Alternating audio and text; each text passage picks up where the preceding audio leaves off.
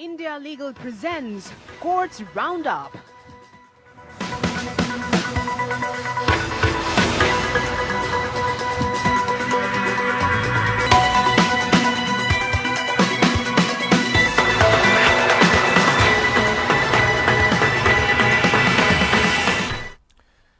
तो सबसे पहले बात मोरबी ब्रिज को लेकर।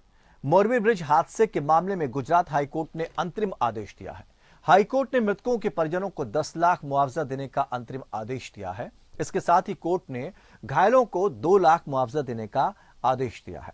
हाईकोर्ट ने अपने आदेश में कहा है कि सभी को उचित मुआवजा मिलेगा। वहीं कोर्ट ने उन अनाथ बच्चों के नामों की सूची मांगी है जिन्होंने मोरबी हादसे में अपने माता पिता दोनों को ही खो दिया। उधर निजी ठेकेदार कंपनी द्वारा मृतक के परिजनों को 5 लाख रुपए और मृतक के परिजनों को 5 लाख रुपए देने की तो बात कही, साथ ही घायलों को 1 लाख रुपए देने के प्रस्ताव को खारिज कर दिया।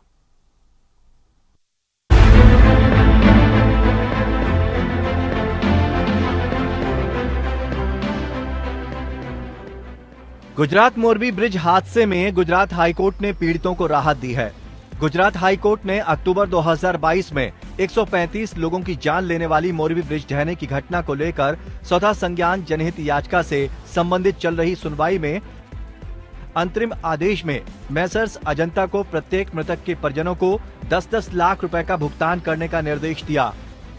चीफ जस्टिस सोनिया गोकानी और जस्टिस संदीप एन भट्ट की पीठ ने मैसर्स अजंता को घायलों को 2-2 लाख रुपए का मुआवजा देने का निर्देश दिया है। पीठ ने ये आदेश अजंता समूह के प्रबंध निदेशक द्वारा 2000 करोड़ रुपए का भुगतान करने के प्रस्ताव को खारिज करने के बाद आदेश पारित किया।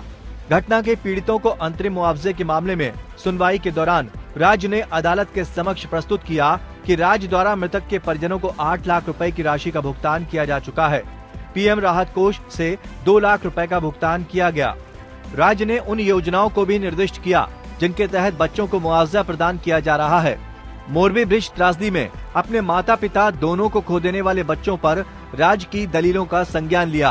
अपने आदेश में अदालत ने निजी ठेकेदार मैसर्स अजंता द्वारा किए गए सबमिशन को भी दर्ज किया कि उसने घटना के सभी 135 पीड़ितों को 5 करोड़ रुपए का भुगतान करने का फैसला किया और ये सबमिशन किया कि वो 7 अनाथ बच्चों की देखभाल करेगी जब तक वे बालिग नहीं हो जाते और अपनी शिक्षा पूरी नहीं कर लेते, और उन्हें नौकरी दिलाने में भी मदद करेंगे। इसके अलावा न्यायालय ने सुप्रीम कोर्ट के फैसलों पर भी ध्यान दिया जिसमें ये कहा गया कि इस तरह की त्रासदियों में निजी पक्ष को मुआवजे का 55% अपनी जेब से देना होगा और शेष 45% राज्य निधि से भुगतान किया जाना चाहिए। नतीजतन ये देखते हुए कि अंतरिम मुआवजे के अनुदान के स्तर पर भी सुप्रीम कोर्ट द्वारा निर्धारित ट्रायलों का पालन करने की जरूरत है। पीठ ने मैसर्स अजंता को प्रत्येक मृतक अथवा पीड़ितों के परिजनों को 10-10 लाख और घायलों को 2-2 लाख रुपए भुगतान करने का निर्देश दिया है। इसके साथ ही अदालत ने निजी ठेकेदार द्वारा मृतक के परिजनों को 5 लाख रुपए और घायलों को 1 लाख रुपए देने के प्रस्ताव को खारिज कर दिया। कोर्ट ने कंपनी को राशि 4 सप्ताह के भीतर अतिरिक्त 5 करोड़ रुपए जमा करने का निर्देश दिया। Bureau report. कर्नाटक हिजाब विवाद एक बार फिर सुप्रीम कोर्ट पहुंच गया है। अब इस मामले में कुछ छात्राओं ने सुप्रीम कोर्ट का रुख किया है और प्री यूनिवर्सिटी परीक्षा में हिजाब पहनकर बैठने की अनुमति मांगी है। साथ ही इस मामले में जल्द से जल्द सुनवाई की भी मांग की है। वहीं प्रधान न्यायाधीश DY चंद्रचूड़ ने उन छात्राओं को आश्वासन दिया कि वो इस मामले को देखेंगे और जल्द ही एक बेंच का गठन करेंगे। उन्होंने कहा कि इस मामले की सुनवाई पर मैं फैसला लूंगा। कर्नाटक में प्री यूनिवर्सिटी परीक्षा 9 मार्च से शुरू होने की उम्मीद है।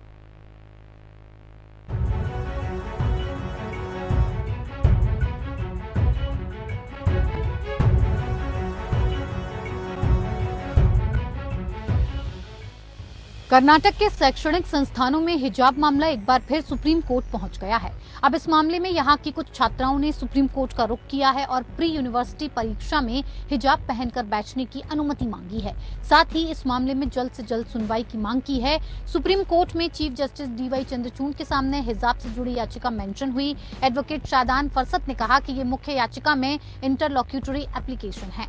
एडवोकेट फरसत ने कहा कि चूंकि 9 मार्च से परीक्षाएं शुरू हो रही हैं, ऐसे में छात्राएं परीक्षा से वंचित रह जाएंगी। हमारी बस इतनी दरख्वास्त है कि उन्हें परीक्षा में बैठने की अनुमति दी जाए। इस पर चीफ जस्टिस चंद्रचूड़ ने सवाल किया कि छात्राओं को परीक्षा में बैठने से रोका क्यों जा रहा है। फरसत ने कहा कि जो छात्राएं हिजाब पहनती हैं, सरकार उन्हें परीक्षा में बैठने की अनुमति नहीं दे रही। वकील शादान ने कहा, परीक्षा 9 मार्च से शुरू हो रही है और ये छात्राएं बिना हिजाब के परीक्षा देने के लिए तैयार नहीं हैं। अगर ये लोग परीक्षा में शामिल नहीं हुई तो उनका साल बर्बाद हो जाएगा। इसीलिए इस मामले में जल्द से जल्द सुनवाई की जानी चाहिए। इससे पहले 23 जनवरी को भी सीजेआई चंद्रचूड़ के सामने सीनियर एडवोकेट मीनाक्षी अरोड़ा ने इस मामले को मेंशन किया था और उन्होंने छात्राओं की परीक्षा का हवाला दिया था। सुप्रीम कोर्ट में हिजाब विवाद पर कर्नाटक हाईकोर्ट के फैसले के खिलाफ 26 याचिकाएं दाखिल की गई थी। याचिकाकर्ता का कहना था कि हाईकोर्ट ने धार्मिक और व्यक्तिगत स्वतंत्रता को देखे बिना हिजाब बैन पर फैसला सुना दिया। पहले मामला हाईकोर्ट गया था, तब हाईकोर्ट ने शैक्षिक संस्थानों में हिजाब पहनने पर बैन लगा दिया था। बाद में मामला सुप्रीम कोर्ट पहुंचा। करीब साल भर बहस के बाद पिछले साल अक्टूबर में सुप्रीम कोर्ट ने अपना फैसला दिया था, जो बटा हुआ था। सुप्रीम कोर्ट में 2 जजों की बेंच में से एक जज ने हाईकोर्ट के फैसले को बरकरार रखा था, जबकि दूसरे जज जस्टिस सुधांशु धूलिया ने कहा था कि हिजाब पहनना अपनी व्यक्तिगत पसंद हो सकती है। उन्होंने कहा था कि हाईकोर्ट ने गलत रास्ता अपनाया। हाईकोर्ट के फैसले के बाद कर्नाटक के तमाम सरकारी संस्थानों में हिजाब पर बैन लगा दिया गया था और इसके बाद तमाम मुस्लिम छात्राओं ने प्राइवेट कॉलेजेस में दाखिला ले लिया था। हालांकि इन दिनों सरकारी कॉलेजेस में परीक्षाएं शुरू होने वाली हैं। इसी को देखते हुए तमाम छात्राओं ने सुप्रीम कोर्ट का रुख किया है और हिजाब पहनकर परीक्षा देने की अनुमति मांगी है। Bureau report APN news. Supreme court ने शिवसेना के अध्यक्ष उद्धव ठाकरे की याचिका पर सुनवाई की। इस दौरान कोर्ट ने चुनाव आयोग के फैसले पर रोक लगाने से इनकार कर दिया। साथ ही कोर्ट ने नोटिस जारी कर 2 हफ्ते में जवाब दाखिल करने के लिए कहा है। सुप्रीम कोर्ट के फैसले से फिलहाल एकनाथ शिंदे गुट को राहत जरूर मिल गई है। दरअसल उद्धव ठाकरे ने चुनाव आयोग के फैसले को सुप्रीम कोर्ट में चुनौती दी, जहां पर 2 हफ्ते के लिए सुनवाई टल गई है। कोर्ट ने दोनों गुटों से जवाब मांगा है। कोर्ट ने कहा कि हम इस समय फैसले पर रोक नहीं लगा सकते। शिवसेना विवाद को लेकर चुनाव आयोग से एकनाथ शिंदे को राहत मिली थी। आयोग ने अपने फैसले में एकनाथ शिंदे गुट को शिवसेना नाम और धनुष 3 चुनाव चिन्ह का जो धनुष और तीर चुनाव चिन्ह है उसका इस्तेमाल करने की अनुमति दे दी थी।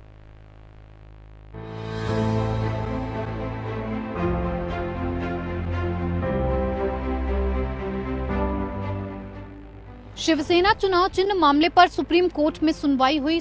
सुप्रीम कोर्ट ने चुनाव आयोग के आदेश पर रोक लगाने से इनकार कर दिया है। चुनाव आयोग ने इस निर्णय में एकनाथ शिंदे गुट को असली शिवसेना के रूप में मान्यता दी थी और उन्हें शिवसेना नाम और अपनी पार्टी के लिए धनुष और तीर के प्रतीक का उपयोग करने की अनुमति दी थी।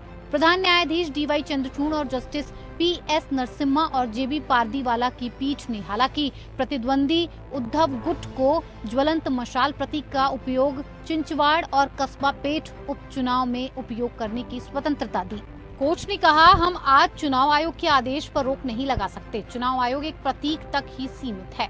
अब हम चुनाव आयोग के आदेश पर रोक लगाने का आदेश पारित नहीं कर सकते। हम एसएलपी पर विचार कर रहे हैं। अदालत ने मामले में नोटिस जारी किया और मामले को 2 सप्ताह के बाद सूचीबद्ध किया। कैसे होता है ये बताया गया और इसके ऊपर जो अलग अलग कानून ने जो आज तक जो जजमेंट्स दिए थे वो सब जजमेंट्स के बारे में उसमें बात हो गई। उसके अलावा आज जो कोर्ट ने भी ये ऑब्जर्वेशन में कहा है कि it amounts to attract the 10th schedule, लेकिन उसका डिसीजन कौन लेगा, अध्यक्ष लेगा, उपाध्यक्ष लेगा, ये हमको डिसाइड करना अभी बाकी है। तो वो जब डिसीजन होगा तब उसका देखा जाएगा। दूसरी बात, हमने जो एसएलपी की थी उस एसएलपी में हमने मांग की थी कि जो शिंदे गट को जो सिंबल और नाम दिया है उसको स्टेटस को दे दो, लेकिन कोर्ट ने आज ये मान लिया है कि जब तक इसकी 2 हफ्ते के बाद में सुनवाई होगी तब तक शिवसेना उद्धव बाला साहेब ठाकरे ये जो नाम दिया है वो हमको कंटिन्यू मिलेगा। अदालत का ये आदेश उद्धव गुट द्वारा चुनाव आयोग के आदेश के खिलाफ एक याचिका पर आया, जिसमें एकनाथ शिंदे गुट को वास्तविक शिवसेना के रूप में मान्यता दी गई थी और उन्हें शिवसेना नाम और धनुष और तीर के प्रतीक का उपयोग करने की अनुमति दी गई थी। शिवसेना का नाम और चुनाव निशान चुनाव आयोग के एकनाथ शिंदे गुट को दिया गया था। चुनाव आयोग के इस फैसले के बाद एकनाथ शिंदे के नेतृत्व वाले गुट ने सुप्रीम कोर्ट में कैविएट दाखिल कर दिया था। अब उद्धव ठाकरे गुट ने भी सर्वोच्च न्यायालय का रुख कर लिया है। उद्धव ठाकरे गुट ने निर्वाचन आयोग के आदेश को दोषपूर्ण बताते हुए इस पर स्टे लगाने की गुहार सुप्रीम कोर्ट में लगाई है। ठाकरे गुट की ओर से सुप्रीम कोर्ट में दलीलें देने वाले सीनियर एडवोकेट कपिल सिब्बल के मुताबिक याचिका में निर्वाचन आयोग के आदेश में कानूनी खामियों के आधार पर फैसले को चुनौती दी गई है। चुनौती याचिका के मुख्य आधार में आदेश का वो हिस्सा है जिसमें कहा गया है कि शिवसेना के संविधान में बदलाव एक तरफा था, यानी लोकतांत्रिक तौर पर बहुमत की सहमति से संशोधन नहीं किया गया था। शिवसेना का नाम और निशान मिलने से उत्साहित शिंदे गुट ने सुप्रीम कोर्ट में कैविएट दाखिल कर ये मांग कर दी थी कि बिना उनका पक्ष सुने कोई भी एक तरफा आदेश पारित न किया जाए। हालांकि इससे पहले उद्धव गुट की ओर से सुप्रीम कोर्ट जाने के कोई संकेत नहीं दिए गए थे। शनिवार को उद्धव ठाकरे ने चुनाव आयोग के फैसले पर मंथन के लिए अपने गुट के नेताओं की बड़ी बैठक बुलाई थी। Bureau report, APN news. Supreme court Patna high court के जजों की याचिका पर सुनवाई करने के लिए तैयार हो गया। पटना हाईकोर्ट के जजों ने याचिका में कहा है कि उनके सामान्य भविष्य निधि खातों को बंद कर दिया गया है। सुप्रीम कोर्ट शुक्रवार को इस मामले की सुनवाई के लिए तैयार हो गया है। दरअसल बिहार सरकार की ओर से हाल ही में एक आदेश जारी किया गया है। इसमें पटना हाईकोर्ट के 7 जजों के जीपीएफ अकाउंट्स को बंद करने का आदेश दिया गया है। पटना हाईकोर्ट के जजों ने इस आदेश को चुनौती दी है। जजों की ओर से पेश वकील ने कहा कि 7 जजों के जीपीएफ अकाउंट को बंद कर दिया गया है। इस मामले में जल्द सुनवाई की जरूरत है। याचिकाकर्ताओं के वकील ने कहा, सरकार ने हाईकोर्ट के जजों का जीपीएफ खाता बंद कर दिया है। इस आदेश के गंभीर परिणाम हुए हैं। बिहार के महालेखाकार ने जजों के जीपीएफ खातों को बंद कर दिया। इस पर चीफ जस्टिस डीवाई चंद्रचूड़ और जस्टिस कृष्ण मुरारी और जस्टिस पीएस नरसिम्हा की बेंच ने हैरान होकर पूछा, क्या जजों के जीपीएफ खातों को बंद कर दिया गया? इसे शुक्रवार को लिस्ट किया जाता है। Justice Shailendra Singh, justice Arun Kumar Jha, justice Jitendra Kumar, justice Alok Kumar Pandey, justice Sunil Dutt Mishra, justice Chandra Prakash Singh और जस्टिस चंद्रशेखर झा की ओर से यह याचिका दाखिल की गई है। ये सभी जज न्यायिक सेवा कोर्ट से 22 जून को जज नियुक्त हुए थे। जज बनने के बाद इन सभी के जीपीएफ अकाउंट को बंद कर दिया गया। सरकार का कहना है कि इन सभी जजों के जीपीएफ अकाउंट इसलिए बंद किए गए हैं क्योंकि न्यायिक सेवा में उनकी नियुक्ति साल 2005 के बाद हुई थी। जीपीएफ अथवा जनरल प्रोविडेंट फंड भी एक तरह का प्रोविडेंट फंड होता है। हालांकि ये सिर्फ सरकारी कर्मचारी खुलवा सकते हैं। वेतनभोगियों की तरह ही सरकारी कर्मचारियों को भी इसमें अपनी सैलरी में से कुछ तय रकम जमा करनी होती है। रिटायरमेंट के बाद ये रकम कर्मचारियों को मिलती है। ये एक तरह की रिटायरमेंट प्लानिंग होती है। 123 संपत्तियों के मामले में दिल्ली वक्फ बोर्ड को हाईकोर्ट से अंतरिम राहत नहीं मिली। दिल्ली हाईकोर्ट ने राजधानी में वक्फ बोर्ड से जुड़ी 123 संपत्तियों के मामले में कोई अंतरिम आदेश देने से इनकार कर दिया है। कोर्ट ने दिल्ली वक्फ बोर्ड से कहा है कि वो इस मामले में अलग से याचिका दाखिल करे।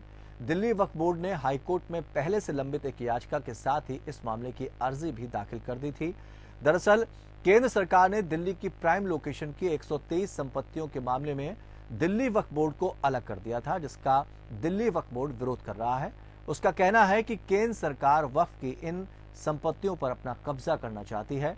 दरअसल दिल्ली के बेहद पॉश इलाके जोरबाग में करबला की हजारों करोड़ रुपए की 10 एकड़ जमीन समेत दिल्ली की प्राइम लोकेशन समेत दिल्ली वक्फ बोर्ड की 123 संपत्तियां अब केंद्र सरकार के कब्जे में आ गई हैं। यानी इन संपत्ति पर दिल्ली वक्फ बोर्ड का अधिकार या दावा अब पूरी तरह से खत्म कर दिया गया है। केंद्र सरकार ने दिल्ली वक्फ बोर्ड को इस बारे में सूचित कर दिया है। केंद्र सरकार ने दिल्ली वक्फ बोर्ड को इस बारे में सूचित किया कि दिल्ली हाईकोर्ट के कहने पर केंद्र सरकार ने इस मामले में बनाई गई 2 सदस्यीय समिति ने दिल्ली वक्फ बोर्ड को अपना पक्ष रखने का 2 बार मौका दिया, लेकिन वक्फ बोर्ड ने कोई पक्ष नहीं रखा। इसलिए वक्फ बोर्ड को 123 संपत्ति से जुड़े सभी मामलों से मुक्त किया जाता है। इस मामले में दिल्ली वक्फ बोर्ड के चेयरमैन अमानतुल्लाह खान का कहना है कि इसको लेकर दिल्ली हाईकोर्ट में मामला लंबित था। केंद्र सरकार को ऐसा गैर कानूनी काम नहीं करने दिया जाएगा। केंद्र के इस फैसले को भी दिल्ली हाईकोर्ट में चुनौती दी गई है। अमानतुल्लाह खान ने कहा कि सरकार ने जो 2 सदस्यीय समिति बनाई थी, हम उसको लेकर हाईकोर्ट में पहले ही जा चुके हैं। हमारी याचिका लंबित है। अब हमने केंद्र सरकार के इस फैसले को दिल्ली हाईकोर्ट में चुनौती दी है।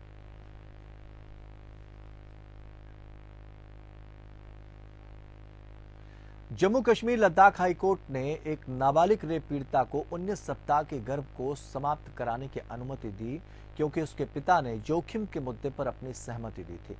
पीड़िता के पिता ने नाबालिग का गर्भपात कराने के लिए कोर्ट का दरवाजा खटखटाया था। रेप मामले में 14 फरवरी को उत्तरी कश्मीर के एक थाने में प्राथमिकी दर्ज की गई थी। जस्टिस जावेद इकबाल वानी ने 17 फरवरी को श्रीनगर में एलडी अस्पताल के एक मेडिकल बोर्ड को ये पता लगाने का निर्देश दिया था कि गर्भावस्था को समाप्त करना उचित है या नहीं। मंगलवार को senior additional advocate general Mohsin Qadri ने गवर्नमेंट मेडिकल कॉलेज श्रीनगर के स्त्री रोग और प्रसूति विभाग के प्रमुख द्वारा medical superintendent government LD hospital Srinagar को संबोधित एक रिपोर्ट सौंपी, जिसमें कहा गया था कि मरीज के पास 19 सप्ताह का गर्भ है और एमटीपी के लिए बहुत अधिक जोखिम है, क्योंकि ये किशोर गर्भावस्था का मामला है। रिपोर्ट में आगे कहा गया कि एमटीपी अभिभावकों अथवा माता पिता द्वारा दी गई अतिरिक्त उच्च जोखिम सहमति के अधीन किया जा सकता है। अदालत में पीड़िता के पिता ने स्वेच्छा से और मेडिकल बोर्ड द्वारा अनुरोध किए जाने पर सहमति बढ़ाने पर सहमति व्यक्त की। अदालत ने अधिकारियों को पीड़िता की नए सिरे से जांच करने के बाद क्षेत्र के विशेषज्ञों द्वारा नाबालिग पीड़िता के गर्भपात के मामले में आगे बढ़ने का निर्देश दिया।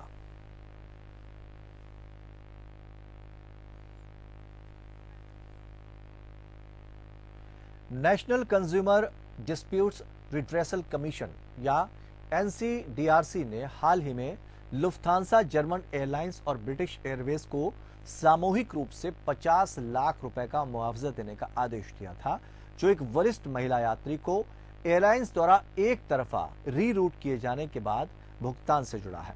मुख्य रूप से ट्रांजिट स्टॉप के लिए वैध वीजा होने की जांच के बिना फिर से रूट किया गया था, जिसके कारण यात्री को स्थानीय अधिकारियों द्वारा कोपेनहेगन में कई घंटों तक हिरासत में रखा गया था।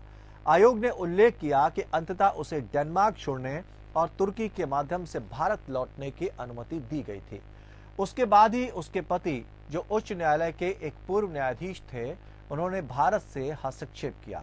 पीठासीन अधिकारी दिनेश सिंह और सदस्य न्यायमूर्ति करुणानंद वाजपेयी ने कहा कि 20 मार्च 2018 को रात 10 बजे से लेकर 21 मार्च 2018 को लगभग 11:50 तक यात्रियों की परेशानी लगभग 13 घंटे तक चली। पीठ ने कहा कि एक निर्दोष महिला को बिना किसी गलती के इस तरह के दुखद अनुभव से गुजरना पड़ा। इसके साथ ही एक विदेशी भूमि में एक कपटी संदिग्ध की तरह व्यवहार किया गया, जहां वो घर से हजारों मील दूर लंबे समय तक अनसुनी और अनभिज्ञ रही और जहां रोती हुई अकेली बुजुर्ग महिला अधिकारियों से कोई शिकायत नहीं कर सकी। ये घटना मार्च 2018 में हुई थी, जब महिला यात्री को जर्मनी के फ्रैंकफर्ट होते हुए सैन फ्रांसिस्को से नई दिल्ली की यात्रा से वापस लौटना था।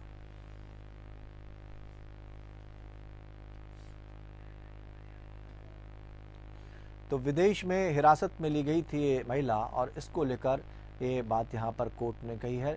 लंबे समय तक उसको बंधक बनाकर रखा गया।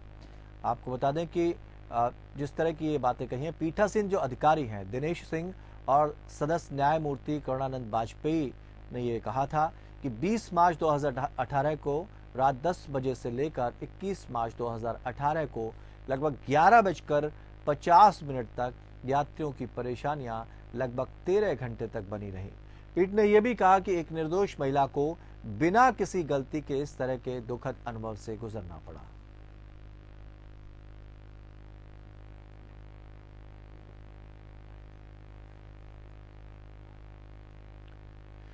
Punjab and Haryana high court ने पॉक्सो मामले में एंकर और पत्रकार दीपक चौरसिया को अंतरिम राहत देते हुए उन्हें नया जमानत मुचलका भरने के लिए 3 मार्च को निचली अदालत में पेश होने का आदेश दिया है। अदालत ने दीपक चौरसिया की उस याचिका पर यह आदेश पारित किया है, जिसमें गुरुग्राम पॉक्सो कोर्ट के 4 फरवरी के आदेश को रद्द करने की मांग की गई थी। इस आदेश के तहत उनकी व्यक्तिगत पेशी से स्थायी छूट की मांग को खारिज कर दिया गया था और उनके खिलाफ गिरफ्तारी वारंट जारी कर दिए गए थे। जस्टिस जगमोहन बंसल की पीठ ने कहा कि चौरसिया एक राष्ट्रीय समाचार चैनल के साथ एक वरिष्ठ पद पर काम कर रहे हैं और अभियोजन या शिकायतकर्ता का कोई ऐसा आरोप नहीं है कि याचिकाकर्ता की न्याय से भागने की कोई संभावना रही है। चौरसिया को अंतरिम राहत देते हुए अदालत ने आगे कहा, भारत के संविधान के अनुच्छेद 21 द्वारा प्रदत्त व्यक्तिगत स्वतंत्रता का अधिकार हमारे संविधान द्वारा गारंटीकृत सबसे पवित्र और महत्वपूर्ण मौलिक अधिकारों में से एक है। गिरफ्तारी न केवल व्यक्तिगत स्वतंत्रता के अधिकार से वंचित करती है, बल्कि मानसिक पीड़ा, तनाव और पूरे परिवार की प्रतिष्ठा को भी धूमिल करती है। पीठ ने हालांकि चौरसिया पर 2 लाख रुपए का जुर्माना लगाया, जो पीजीआई गरीब रोगी कल्याण कोष चंडीगढ़ में जमा करवाना होगा। ये जुर्माना अदालतों के साथ साथ अभियोजन पक्ष का बहुमूल्य समय और ऊर्जा बर्बाद करने के लिए लगाया गया है। अतिरिक्त सत्र न्यायाधीश गुरुग्राम शशि चौहान ने सुनवाई के दिन पेश न होने पर चौरसिया के खिलाफ गैर जमानती वारंट जारी किया था, क्योंकि सुनवाई के दिन 4 फरवरी को उत्तर प्रदेश के मुख्यमंत्री योगी आदित्यनाथ के साथ पूर्व निर्धारित साक्षात्कार होने के कारण कथित रूप से चौरसिया अदालत में पेश नहीं हो पाए थे। इसके अलावा अदालत ने चौरसिया के जमानत बांड और जमानतदार को भी रद्द कर दिया था और इसे राज्य के लिए जब्त कर लिया गया था। चौरसिया के खिलाफ 3 मार्च 2023 के लिए गिरफ्तारी वारंट जारी किया गया था।